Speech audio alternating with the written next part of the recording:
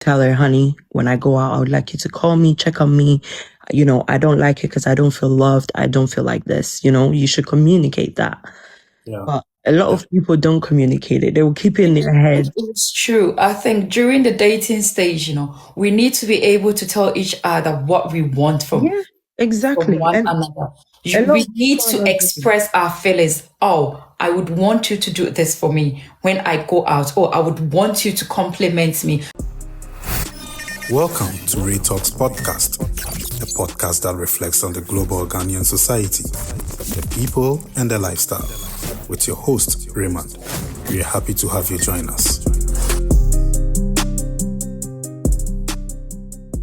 Hello and welcome back to the Ray Talks Podcast. This is yet another episode.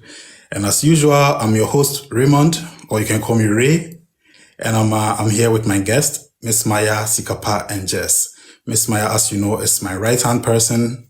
She's mostly here with me. But then today, for the sake of the new people, I'll let her introduce herself once again. That's the way you introduce you. Yeah. So Hi, guys. Yeah.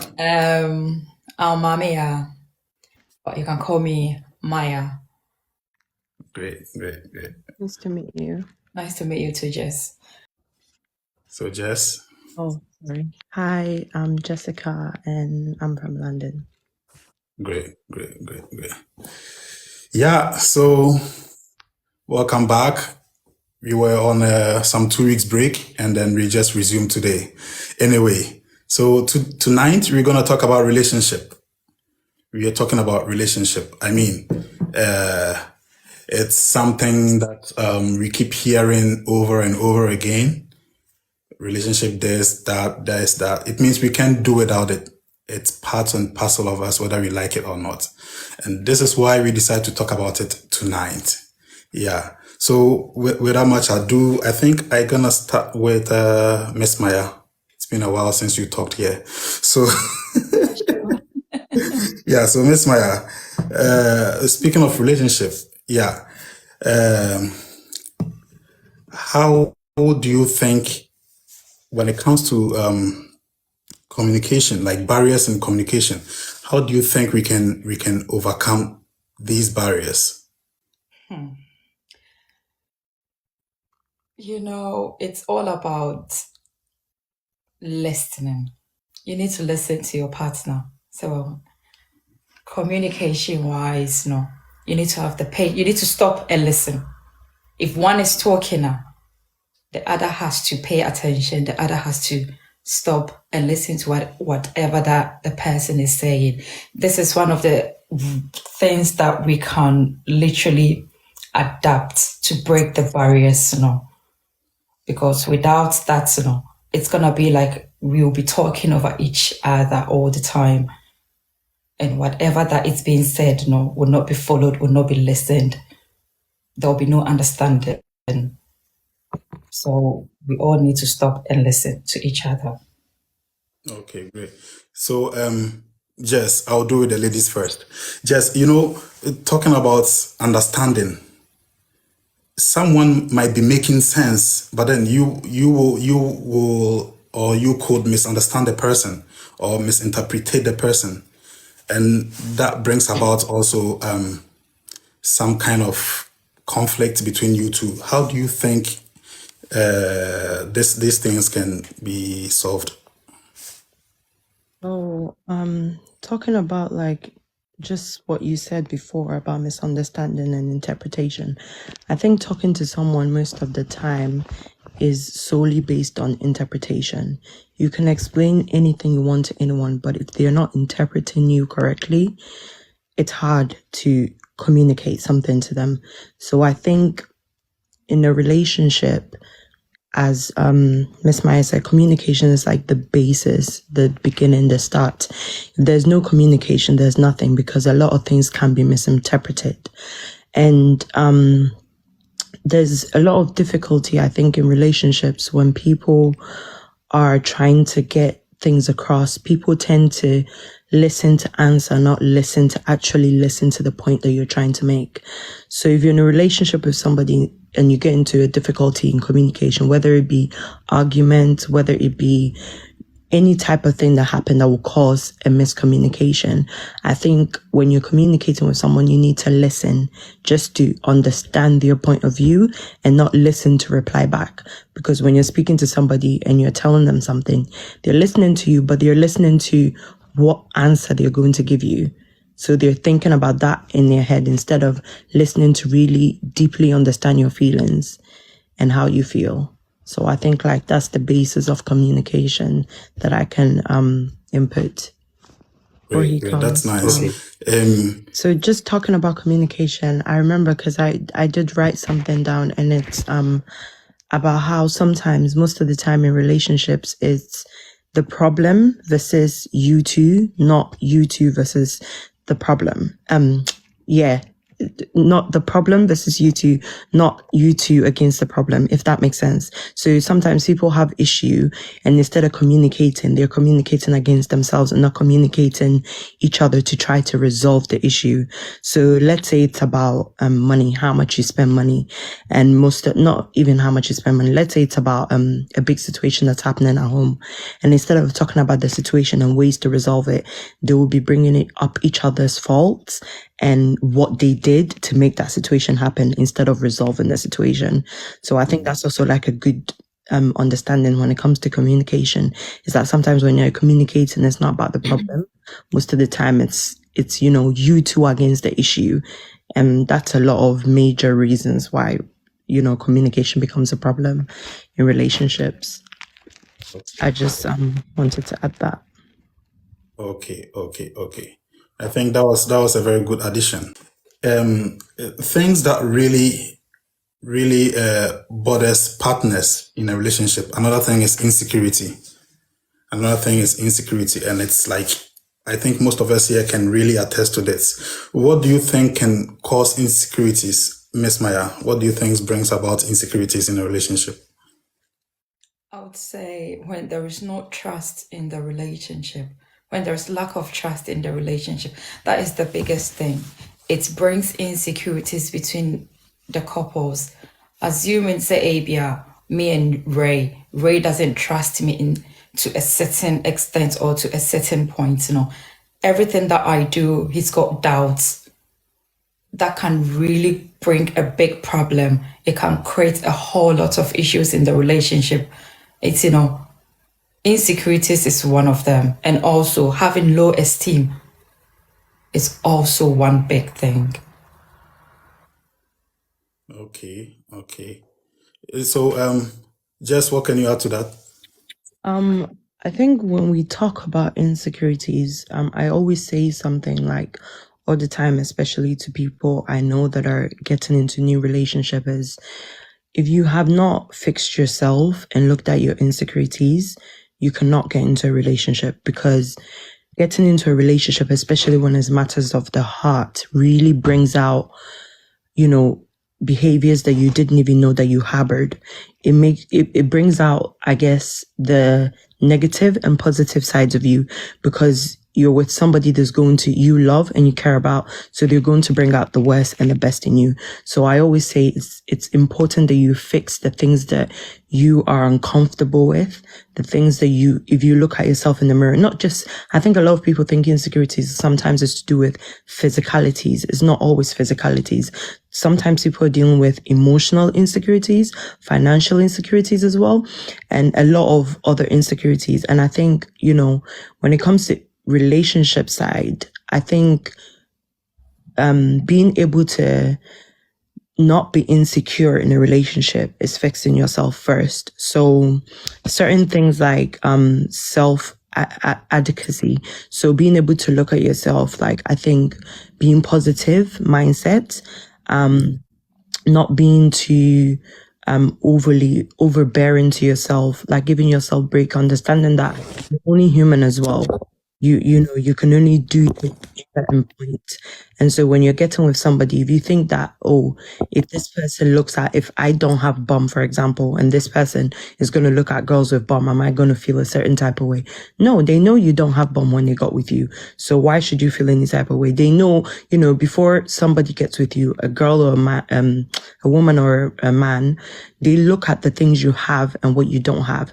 I'm not saying some people won't get with you for the wrong reasons, but people will look at you and get with you for a reason. So sometimes I think female and men too, we be negative towards ourselves. So I practice daily affirmations with myself, and I'm not 100% perfect, but I do try to tell myself that, raise myself in a way where mentally I think, if I'm with somebody, when they decide to look somewhere, another girl's passing me and they look at them, I'm not going to say, feel some type of, I might not tell them, but feel like, oh, this person is looking at them because they've got this and I don't have that. Yeah, they don't have that, but you have certain aspects. That's why he has you. So I think it will always come back to fixing you as a person, how you look at yourself, how you think about yourself, and that then reflects to other people, how other people will look at you, and how, no matter how bad or how good looking or how you've got everything that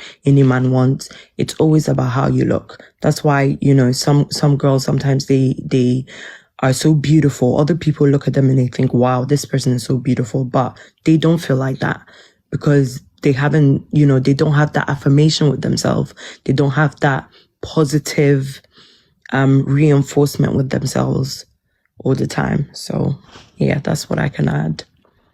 Great, wonderful submission. This one is general. Do you think keeping check on your partner is some kind of insecurity, like on your part, when you keep check on your partner? Keep check as in monitor what they're doing? Yeah, monitor what they're doing, where they're going, wanting to know everything. Do you think it's some kind of insecurity? So it depends. There's like a level of, so for some females, they generally, or men, I'm not generalizing, I'm only saying females because I'm a woman, so I'll say females. But for some females, I think sometimes when we do it, it's out of care and out of being protective. And so we admit that because we're natural carers. We want to care for our men, where they're going, are they okay, are they safe? But then I think other aspect is being overbearing, wanting to know what they're doing at all times, wanting to know, who you with, what are you doing, where are you going.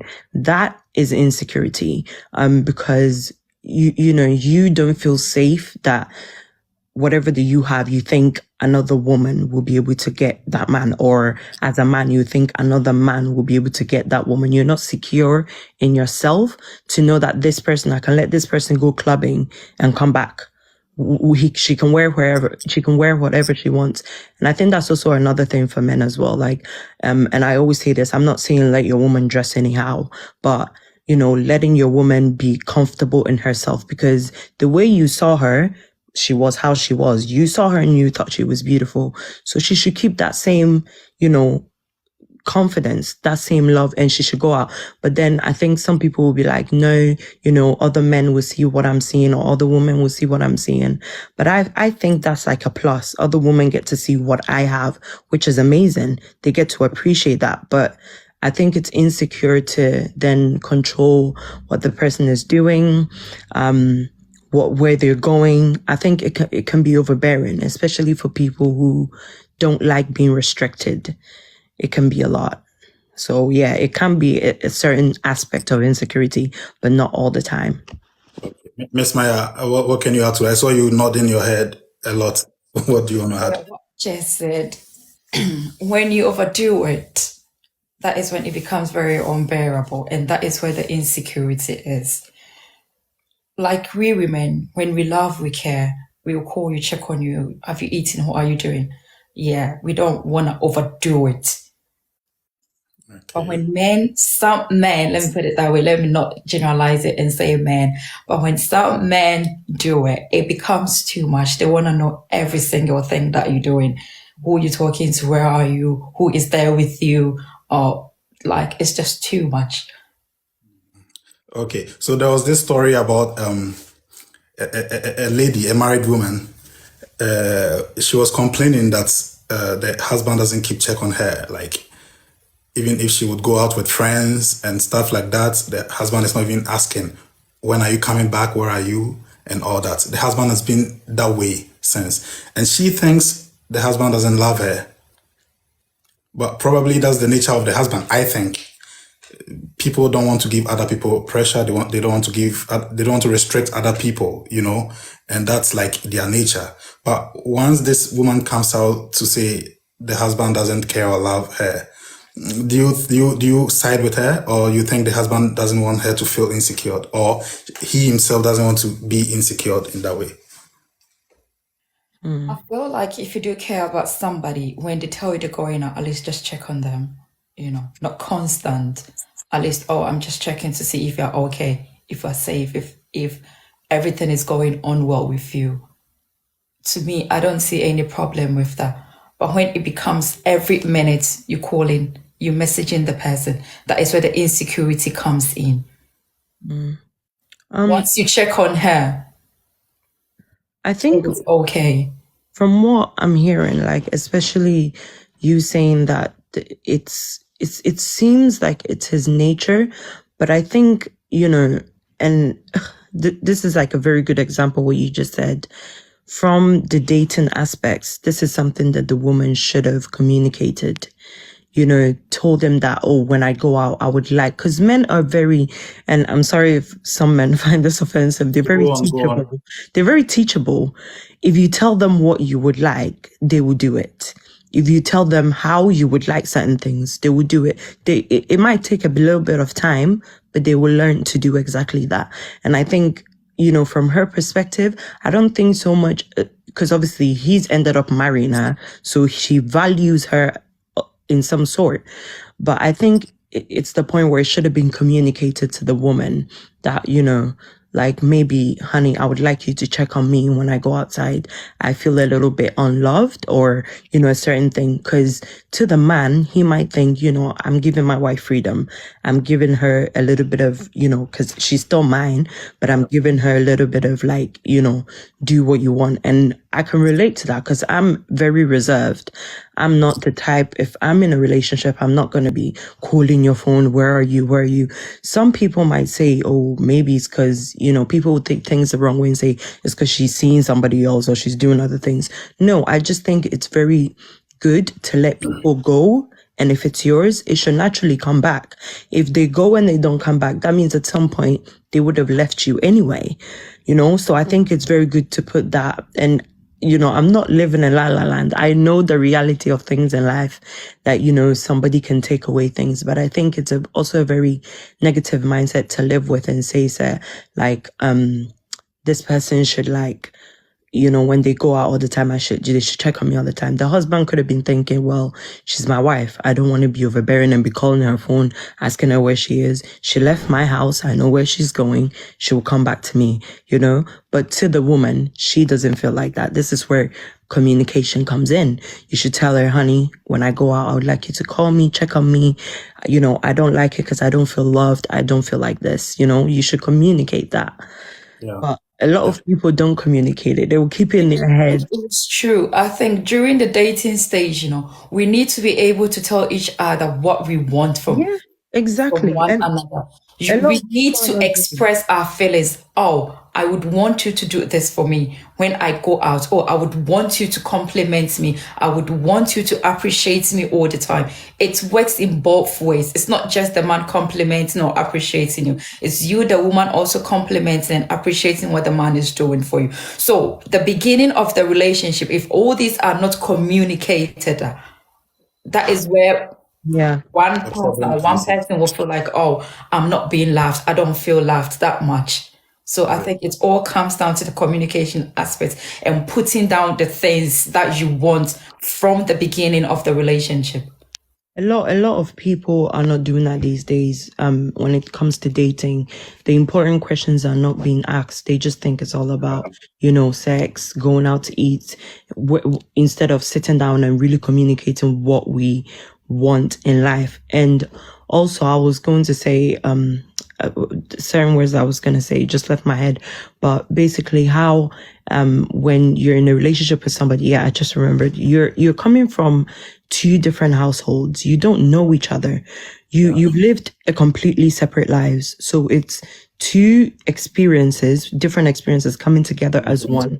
Yeah. And when you fail to speak about your experiences, and one thing a relationship would do is bring out things you don't want to confront. So, which is why I say deal with a lot of things when you're single, because when you get into a relationship, you then have to deal with things that you think it's the man's fault, it's the woman's fault, when really and truly it's coming from you, yourself, your inner being. So, you're coming from two separate households. I think communication is so important. It's the basis of a relationship, being able to communicate and knowing each other's, how each other move, how each other behaves to certain things. They say some women will say, oh, this woman, she doesn't even have to say, and her husband would do it. No, she's said, they've talked, they've communicated. It's already talked, yeah. When she's thirsty, she doesn't have to tell her husband. All she has to do is cough, and her husband would know, my wife is thirsty, I need to get her some water. They've communicated to the point where, the wife will even turn, the husband will naturally turn as well, because they're so in tune with each other. And unfortunately, not just this generation, a lot of relationships are not doing that. And then later on in life, it breaks down and they're like, where did we go wrong? Wonderful. So yeah, we're learning a lot. Yeah, lovely listeners and viewers. This is still being the Real Talks podcast, and we're talking about relationship. Yeah. So just the story that I gave. Some if the man would have done it, some person or some other person will say, "Oh, you're trying to restrict me," and all this and all that. So it clearly shows that sometimes we also need some boundaries, set some boundaries in relationships. How can we set this kind of boundaries? How do you set boundaries to maintain a healthy relationship? I think boundaries is all about respect. Okay. So not doing what you wouldn't like done to you. So how would you feel if you were in my shoes? I think it's so important to always put yourself in another person's shoes, how they would feel. And I think most of the time we might not feel exactly how, someone may feel, but I think doing things to intentionally provoke someone. So boundaries is, as you said, it's very important to me. Boundaries is very important. And I set it at the beginning of dating. I let you know what I will take and what I won't take. And I think it's important to set that boundary so the person knows certain lines to cross. And I think if you've been in a relationship before, or you've known people in relationships, you will hear a lot of people say, oh, he treated me this way, but with her, he's different. It's because she set boundaries. She made it known certain things that she wouldn't do. So for example, if you were dating somebody, and this is just an example, and he was constantly asking you for things, using you for things, but you would see him with another person and they're buying them things, they're not taking from them. In fact, they're giving. It's the boundaries that person set, the limit that person set, saying, listen, this is how I do my things and this is how I want it. And if you cannot accept or, go on with my boundaries, then I don't want to be involved. So I think, when at the very beginning, if we set boundaries, and that's moral boundaries, physical boundaries, any type of boundaries, and someone breaks one or two, I mean, you can give chances, but you give chances where you realize this person is not really taking my boundaries seriously. I suggest personally, and maybe it's because I'm very cutthroat, but don't deal with it. Just cut them off. They are a walking red flag. Because later on, those little boundaries that you're ignoring, that he's breaking, is going to be big boundaries. For example, as Ray said, the married couple, if he says, okay, I would like you to call me at 12 o'clock just to check in on me, make sure I'm okay. That's what the husband is saying to the wife. And the wife goes out. The wife is expected to call the husband at 12. Even if it's 1 minute past 12, you call him, you say, I apologize. It's 1 minute past 12. I was busy dancing. I was busy doing this, but I've called. That's a boundary. You've let the person know that you appreciate their boundary that they've set and you respect them. But if someone doesn't respect you, they will continuously break your boundary. And that's something I don't how do I say it? I don't Tolerate. Yeah, no. I Boundaries get are, that. yeah. Okay. Thank you. So, Miss Maya, what will you add to that? You know, in every relationship, it's very important that you set boundaries. There should be respect between each other. Respect is very important. If there is no respect, you tend to talk to each other anyhow, without filter. It doesn't matter where you are. Whatever that comes out of your mouth can be very, very nasty. So when you set boundaries regarding the way you talk to each other, you know that nobody is going to cross it. And also we should be able to learn to express our feelings. If you're doing something that I don't like, I should be able to tell you that, you know what, this is what you did and I don't appreciate it. I don't like the way you spoke to me. Can you not use the F word? Can you not swear at me when we're having arguments and all that? These are things that we need to let our partners know about it. If we don't let them know about it, once there is a quarrel, they will start using the F word and they'll be like, oh my God, what's going on? With me, I always set that boundary. I tell people that respect is very important and I don't like you swearing at me. If I do something that you don't like, communicate. Let's talk as matured people without you having to raise your voice or without you having to use the F word, which I honestly don't like. I find it very disrespectful. Yeah. It's very, very disrespectful. So I will let you know, when you're talking to me in any form of argument, just don't swear. So I think example. It doesn't show respect at all. Being the woman swearing at the man, being the man swearing at the woman, to me, it is a very big no. Absolutely. No matter how mad or how angry you are, you should learn to control it and talk as two matured people, two adults, without being kids. That's perfect. Yeah. Great. Like I said, we're learning a lot. Like, respect is very key when it comes to relationship. Actually listening and respecting other people's views and the boundaries that they set. It's really good. It brings about a healthy relationship. Yeah. We're gonna look at the last two things in one. Two in one. So yeah, trust and forgiveness. How does these two settle in when it comes to what we call it, the healing process of wounds in a relationship? How does these two settle in, trust and forgiveness? Miss Maya, you start on this one. Sometimes it's very hard and it's very difficult to forgive. You know, once the heart is broken or once somebody does something that really gets to you, it is so hard. You can forgive the person, but trusting the person again, it's going to be difficult. But I don't catch you. Can you forgive and move on without trusting? You can't. Because I know that love walks hand in hand with trust. Wait. Love walks hand in hand with trust. So if you're forgiving the person, it means you're coming back to trust them again and then continue like there was nothing before. That is like really forgiving the person. You know, once trust is broken, it takes time to build that same trust again. I can forgive you, but that doesn't mean I trust you. Yeah, that's true. Okay, Trust is built. You know, once trust is broken, it's better you let that relationship go. Yeah. Let it go, because if you don't let it go, you keep fighting, you keep trying, and your partner would be doing other things. Because they gave you everything. They entrusted their life, their heart into your hands. And what did you do? You destroyed it. So it's not going to be easy for them to give you that trust, even though they've forgiven you, but they are watching their back all the time. Okay. So you can't say, it works hand in hand, but at the same time, I can forgive you, but I can't trust you anymore. No problem. So Jess, I'll come to you now.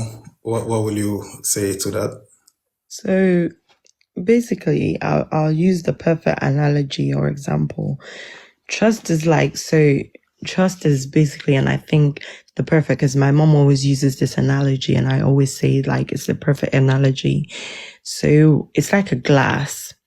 If you drop a glass and it smashes, let's say it's your favorite glass and you want to fix it, and you use super glue to fix all the glasses together, it's not going to be the same glass that it was before. It will still have the cracks. The cracks will show. And that's what trust is. And I'm big on that. If I give you my trust and you break my trust, it's very hard, very, very rare that I will take you back.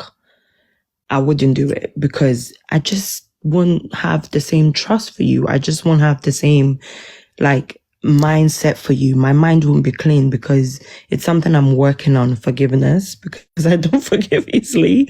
But you know, breaking trust, I think with anybody, it's, and we're only human. We do that sometimes. I think I also give that grace to understand that I'm human. And, you know, I don't know what everybody's religion is. I think if you're a Christian or whatever, I think Muslim or whatever, it speaks of forgiveness a lot.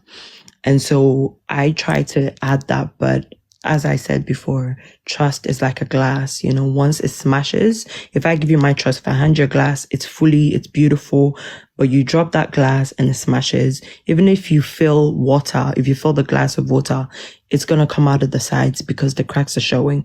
So once trust is broken, it's really hard for people to start building things again because you question everything that person does.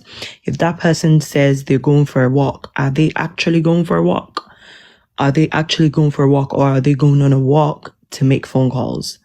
It brings so much things that you don't need to question. Like certain things, you know, there'll be certain times like you'll be happy with the person and then you remember what they did to break your trust and you'll get angry again because you're human. You just remember, you know, why would you do this to me? You know, I gave you my trust. You know, and I think trust is such a delicate thing, and that, you know, in this generation now, nobody really values trust anymore. Not all of us. I'm saying some people don't really value trust anymore. That, you know, trust is really somebody's heart. That if you really hurt somebody's heart and what, you know, the mindset, you know, let's say, Ray, I know you and I have a certain perception of what you are and the kind of person that you are. Once you do something that breaks that trust, it's hard for me to really look at you in the same view, in the same light, because it's now changed my view of you that, oh, I put this there and Ray took it and he told me he didn't take it. But then later the camera, you know, caught him and I saw that he took it. So then I had to confront you and you're telling me you took it. And now, you know, I can't see you in the same light. I have to question you twice. You know, if you tell me to look up, should I really look up or look down? So I think trust is key. And once you break somebody's trust, it's just, I feel like, as you asked, Miss Maya, I don't really see the point in going back to a relationship. I mean, I'm advocate for giving second chances, and you should be giving people second chances because you're human. But majority of the time, people don't change. They will repeat the same thing because they will think maybe that you're a fool and you've forgiven them. So they'll take advantage of you forgiving them. But yeah. Probably that's mostly who they really are. Exactly. So they'll keep doing it again and They'll again and keep again. doing it. And maybe the second times it might be even worse. It might be even worse. Yeah. The first time was easy. And, you know, just to tie in with trust and boundary, you know, when people break your trust and, you know, break your boundaries, usually they try to test to see how much you can handle. So if they break that first trust, so if I say, Ray, like, I wouldn't like you to speak to other girls, and I go into your phone and there's a girl that you're speaking to in not like friendship vibes, in more than a friendship vibe, and you've broken that boundary with me. But then I say, okay, you know, it's just a talk. I've now accepted you back. The next thing you would do would be a next step more than just talking. More than what Because I did. you've realized, oh, Jess can handle this. So that means if I do a second time, she can handle that one. So it would be a thing where they try to go up their game to whatever they're doing. So I just, if someone breaks your trust, you need to really think about what they did and if they truly deserve a second chance, because sometimes people do, they change, they become better, they learn from their mistakes and they say, I'm sorry, I did you wrong and I want to be better. But it depends on the situation. So Okay, thank you very much. I think, the time is fast spent. So, this has still been the Real Talks podcast. This is where we will bring it to an end. But before that, I will go to Miss Maya and Jess again. If you have some last words to say, I'll start with Miss Maya. Okay, what I want to say is when you decide to go into a relationship or when you start dating, make sure you put certain things down. Let your partner knows what you like and what you don't like. Be open. You don't have to hide anything. Be open. Talk about the necessary things. Talk about the important things. Talk about the value of things that you want in the relationship. In that way, if he or she does not do for you, it wouldn't be a different thing, or it wouldn't be something very, very, I can't even find the words to describe it, but at least let's all try and be open to each other. Okay, let's try and be open to each other. Jess? Just to end on the end note, I want to say like dating, because I think Miss Maya said everything about relationship. So I'll say for you as the person getting into the relationship, whether you be a man or a woman, for women first, I think it's really important to get to know yourself. There is no better time than you being single. Get to know yourself, the things you like, the things you don't like, your boundaries, your insecurities, learn to fix them, learn to be confident in yourself without a man. So when you're with a man, you're even more confident. Learn to be successful, learn to be happy by yourself, just in being single, just being you, love yourself, celebrate yourself, go on holidays, do all the same things that you would do if you're in a relationship. Just be you. Don't let nobody put you down. Don't let nobody tell you, because you have small nyash that you can't shake it. You can still shake it.